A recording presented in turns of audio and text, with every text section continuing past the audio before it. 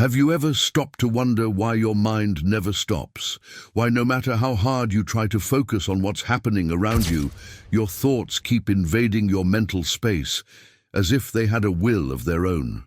You're not alone. The human mind is like a machine that never shuts down, constantly fueled by doubts, fears, and endless reflections.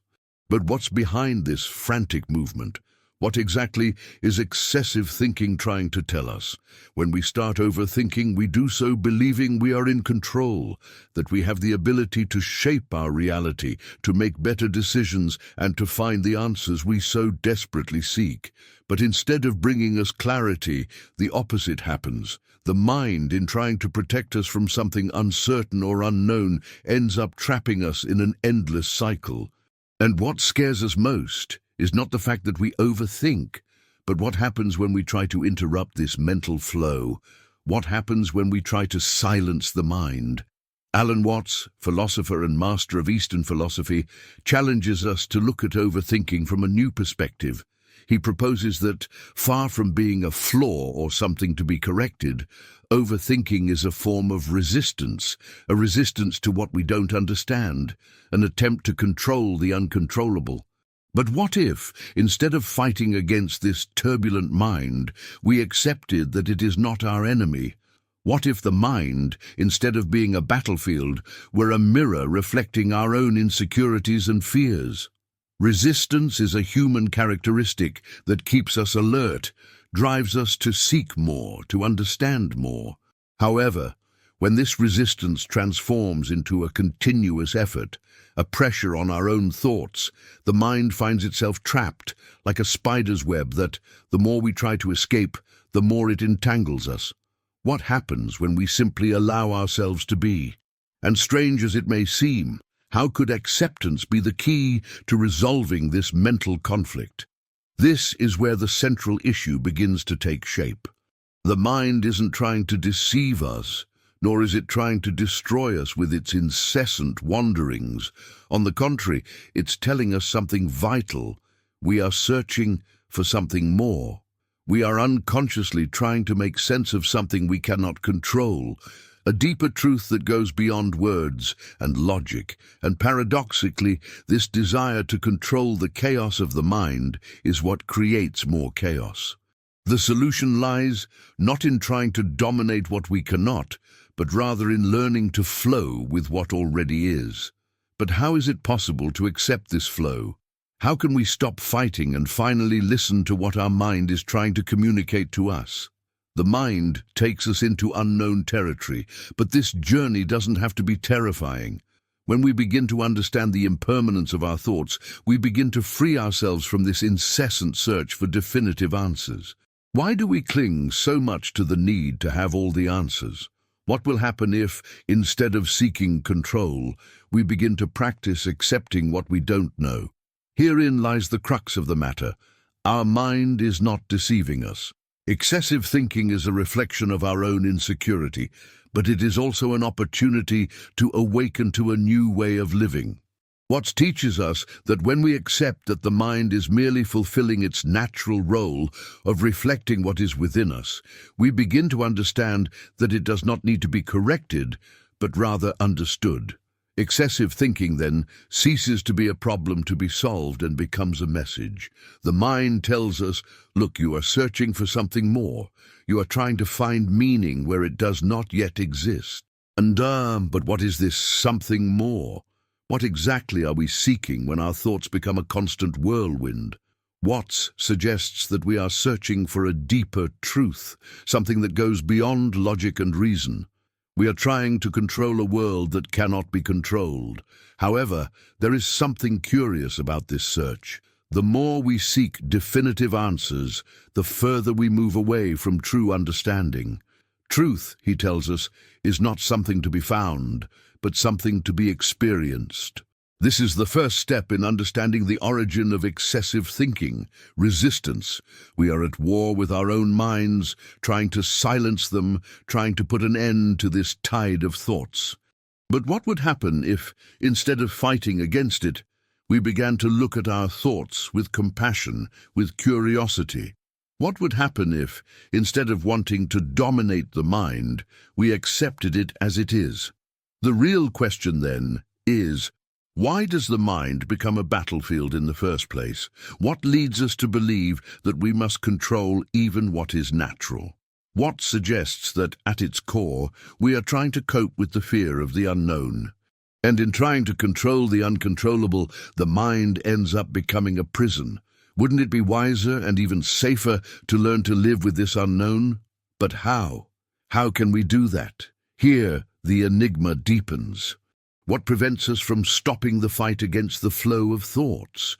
What prevents us from accepting that our thoughts, however confused or excessive they may be, are part of us, but do not define who we are? Can we, in fact, begin to see our thoughts not as enemies, but as guides? From here, the journey only becomes more intriguing. How then can we reconfigure our relationship with our own mind? Now, as you continue with this reflection, you begin to realize that the real conflict isn't in overthinking, but in not knowing how to deal with those thoughts. And perhaps the only solution isn't to slow down the flow, but to learn to ride the wave of those thoughts. This journey of self-discovery, however, is not easy and requires patience. What else does Watts have to teach us about how to deal with this resistance? How can we change our relationship with excessive thinking? This question will become even clearer in the following sections. For now, I invite you to reflect. Is the mind really trying to harm us? Or are we simply ignoring what it has to teach us? The relentless search for answers is a hallmark of our existence. All of us, at some point, have gone through that moment of deep reflection on life, questioning every choice, every step we take. What makes us continue in this cycle of searching? What drives us to try to control even the most ephemeral aspects of our existence, such as our thoughts, emotions, and the situations we face?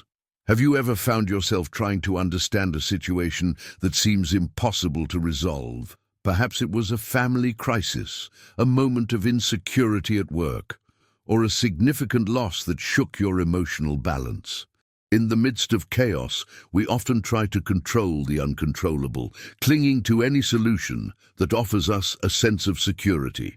But most of the time, what we find is just more frustration and anxiety. Imagine this scenario. You're at a family dinner, perhaps with grown children, perhaps with elderly parents, and the conversation starts to take turns that you know could lead to conflict. Your instinct is to control the situation, to impose your opinions, to try to make everyone feel good, or to resolve a misunderstanding before it escalates into something bigger. But what you don't realize at that moment is that by trying to control the reactions of others, you are losing control over yourself. This impulse to want to resolve everything immediately, to ensure that everyone feels comfortable, is rooted in the idea that control is the only form of security. What lies behind this need for control? Alan Watts suggests that our minds become excessively preoccupied with what we cannot control because we are seeking certainty in a world that is, by its nature, unpredictable.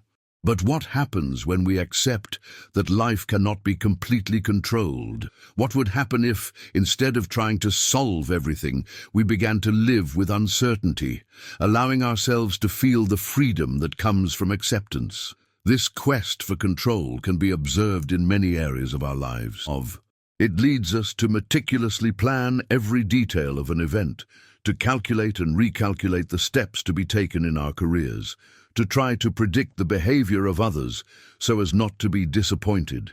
For many people, especially those between 40 and 60 years old, this constant quest for control is intensified by life changes.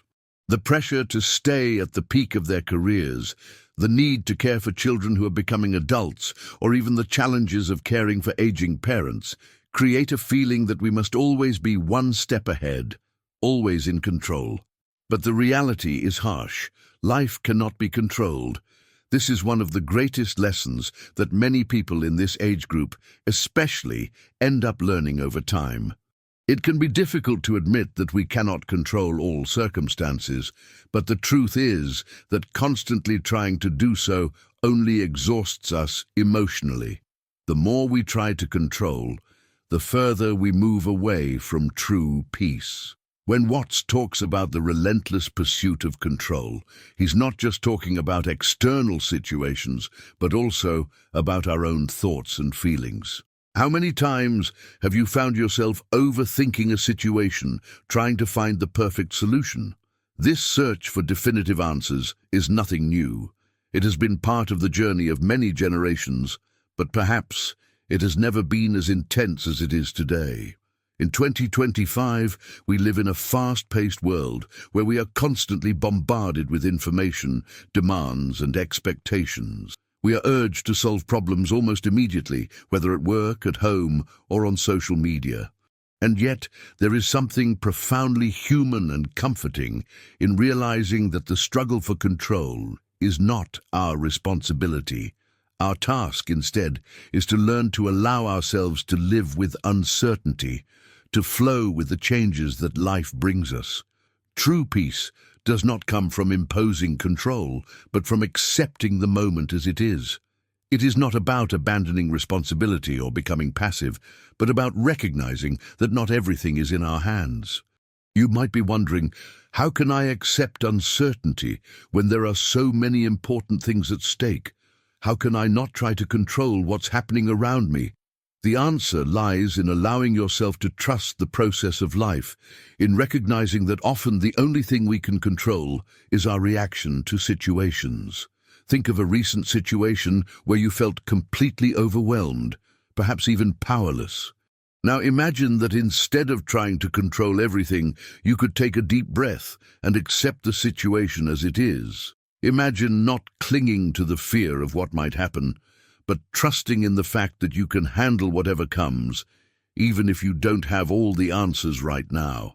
What would change in how you feel if you started practicing this acceptance?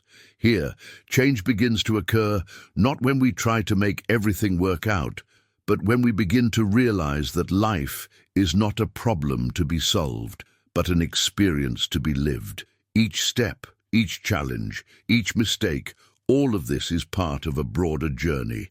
When we stop fighting against situations and simply accept what life brings, we begin to experience a sense of lightness that allows us to live with more serenity. The answer to the unease many of us feel in our 40s, 50s, and 60s lies not in trying to control everything, but in trusting that we have the inner tools to deal with anything that comes our way. This doesn't mean we shouldn't plan, that we shouldn't make careful decisions, but that in doing so, we need to remember that total control was never ours, and deep down, it was never necessary. So what can we do now to begin to relax our need for control? How can we start living more fluidly, accepting what we cannot change? The answer begins with a simple step, the practice of being present. Instead of excessively planning and calculating the future, how about stopping for a moment and focusing on what is happening now? Breathe deeply and allow yourself to feel. Acknowledge that you are capable of handling the challenges that arise, even if you don't have all the answers right now. Change begins the moment we accept that life is not something we should control, but something we should live, with all its ups and downs, its surprises and uncertainties. By accepting this truth, we begin to experience a peace we never thought possible. And with this peace, we are able to make clearer, more focused decisions and more connected to what truly matters. Have you ever wondered why, even when things seem to finally be in place, the mind insists on continuing the search, on continuing to hammer away at the same questions, the same dilemmas? Why does the mind keep insisting, even when there are no more obvious solutions in sight? The answer, though simple, is powerful. The mind is in constant resistance. But resist what? What is really at stake when our mind refuses to let go of worries and incessant thoughts? At its core, this resistance is not merely a characteristic of the mind, but a reflection of our own inability to accept the unpredictable nature of life. Resistance, therefore, arises from our attempt to control what cannot be controlled, to keep everything in order, to ensure that the future is exactly as we imagine it. And yet, the more we try to control the future, the more it slips through our fingers.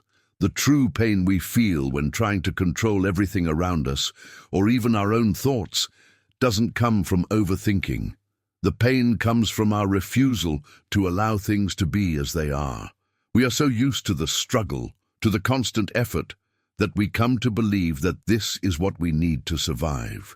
But is this resistance helping us achieve more control, or is it only distancing us from the freedom we so desperately seek? What if, instead of fighting against our own thoughts and feelings, we could learn to flow with them? This idea of flow is central when we talk about resistance, because to resist, in fact, is to fight against what is natural. When a river encounters a rock, it doesn't confront it head-on, but flows around it. The nature of the river is to flow, adapting to what is placed in its path, and it is precisely this fluidity that we are losing in our lives when we cling to this constant struggle. What would happen if, instead of trying to dominate our minds and the circumstances around us, we learn to adapt to become more like the river and less like the rock? Imagine a moment in your life when you felt completely overwhelmed, trapped, as if you were in an endless cycle of failed attempts at control. Perhaps it was dealing with a relationship that seemed increasingly distant, or perhaps it was at work, where your expectations of progress began to crumble in the face of unexpected obstacles. Deep down, you knew that the only way to deal with the situation was to stop fighting it, to stop trying to force a solution. But what does the mind say? The mind says that if you stop fighting, everything will be lost. Is that true? Here's the turning point. By abandoning the constant struggle, we're not giving up. In fact, we're creating space for true freedom. Paradoxically, it's the moment we stop resisting that we truly find control. A control that comes from acceptance, not imposition. Resistance prevents us from seeing the natural solutions that are already around us. When we stop fighting, we open our eyes to the possibilities that have always been there, but that we couldn't see because of the constant mental pressure. And this freedom is not a passive state. We're not talking about surrendering to chaos or abdicating responsibility. The kind of freedom we're talking about is deeper. It's the freedom to be at peace with what we cannot control. It comes from accepting uncertainty, change, and impermanence. No matter what happens, you will be able to deal with it.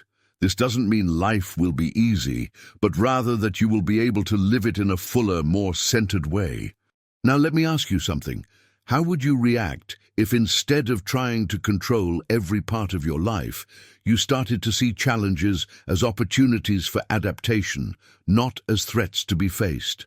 And what if, instead of getting lost in worries about the future, you started to focus on what you can do now, on what is in your hands? By doing this, you would not only have more peace, but you would also feel more capable, more resilient, more in control of your life. This is where we begin to understand what it means to live with fluidity, accepting that we cannot control everything, but we can always choose how to react. The real question, then, is not how we can eliminate resistance from our lives, but how we can transform it. Because resistance, in its purest form, is energy that can be channeled. Instead of fighting the current, we can use the force of the current to move faster, farther, more freely. This transformation doesn't happen overnight. It requires practice, patience, and a constant commitment to the idea that by flowing, you lose nothing. In fact, by flowing, you find a freedom you never knew existed. And perhaps, as you begin to embrace this freedom, you realize that the resistance you felt before wasn't your enemy, but your teacher. It was showing you that you were going in the wrong direction, that you needed to relax, release the shackles that bind your mind, and allow life to unfold on its own.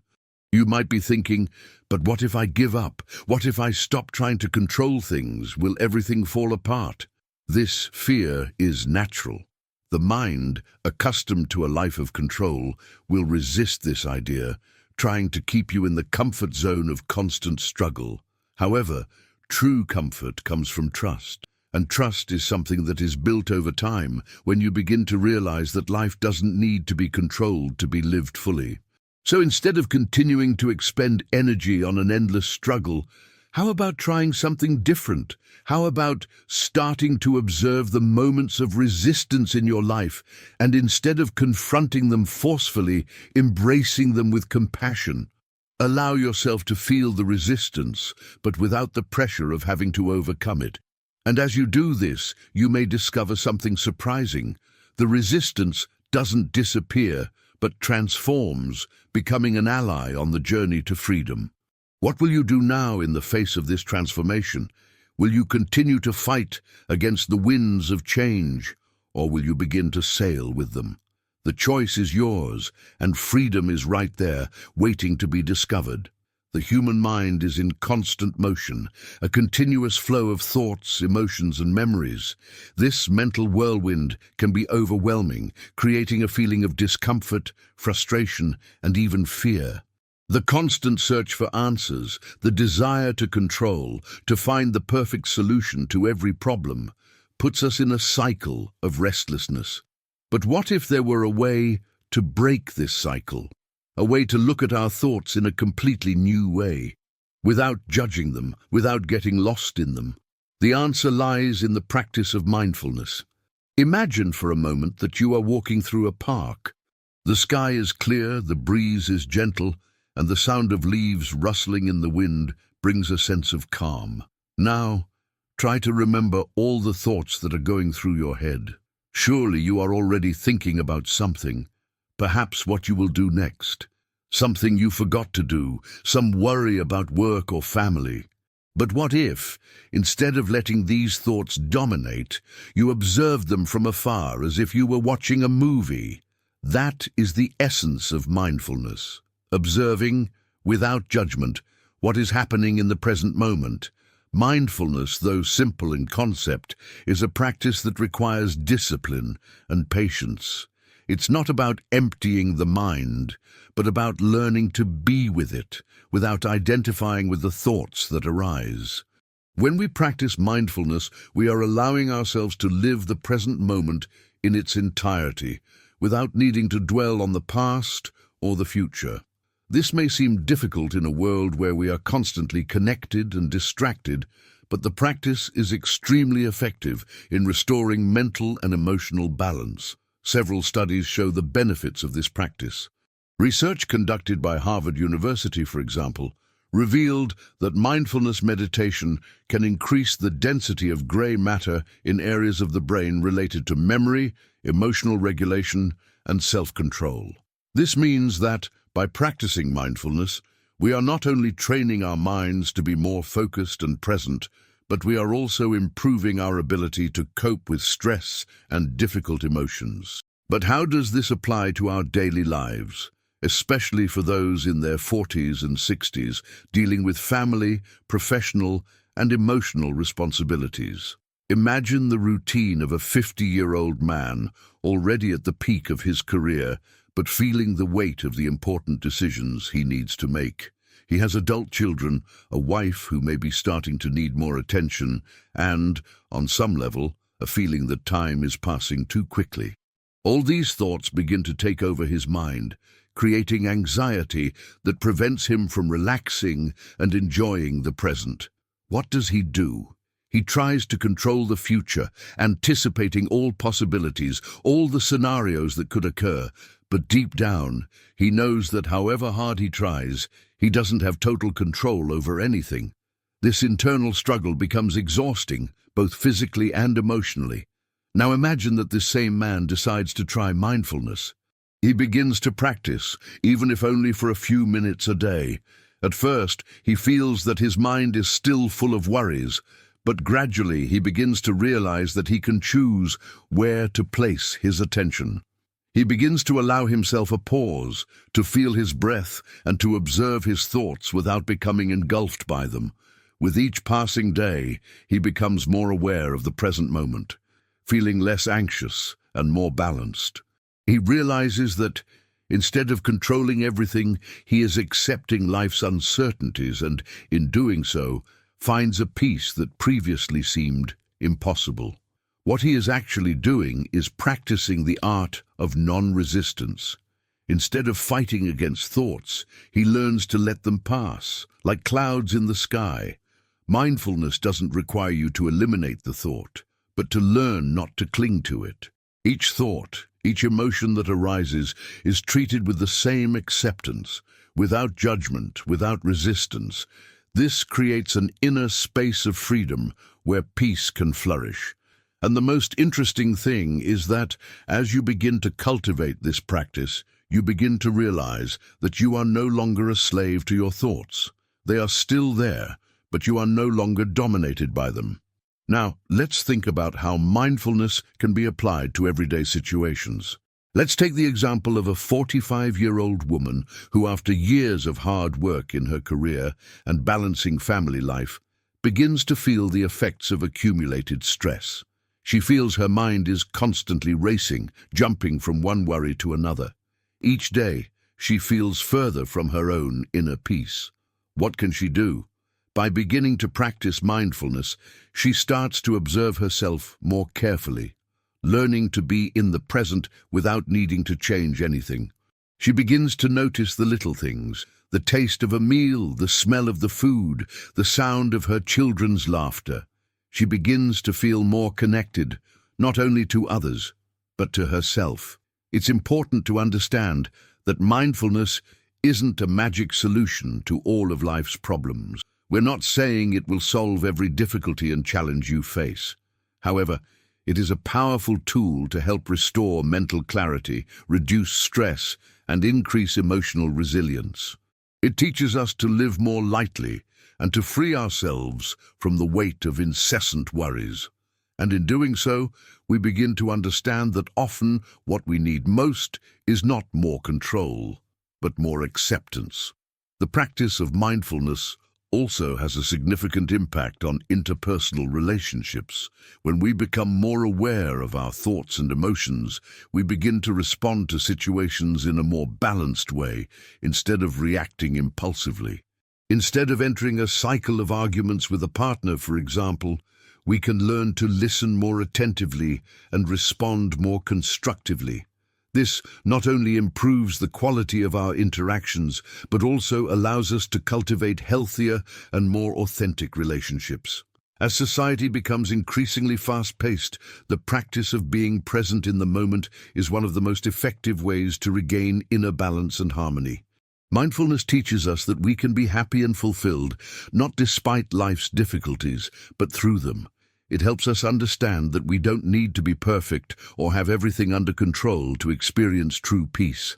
It teaches us to accept life's imperfections, to allow ourselves to be vulnerable, and above all, to live with more compassion, both for ourselves and for others. In a world where the pressure to be successful, productive, and always right is constant, mindfulness offers us an alternative: being instead of doing. By practicing acceptance of the present moment, we can not only reduce anxiety and stress, but also open the doors to a richer, more fulfilling life, more connected to what truly matters. Perhaps the greatest gift that mindfulness gives us is the ability to see and experience the world in a clearer and more serene way, without getting lost in the traps of overthinking. We've reached the culmination of our journey. Throughout this process, we've discussed how excessive thoughts are a form of resistance, how the pursuit of control can imprison us, and how mindfulness offers a way out of this cycle. But now the real question is, how can we apply all of this to our daily lives and achieve lasting transformation? Initially, we explored the fact that the mind often acts as a battlefield, an arena where we try to control everything around us.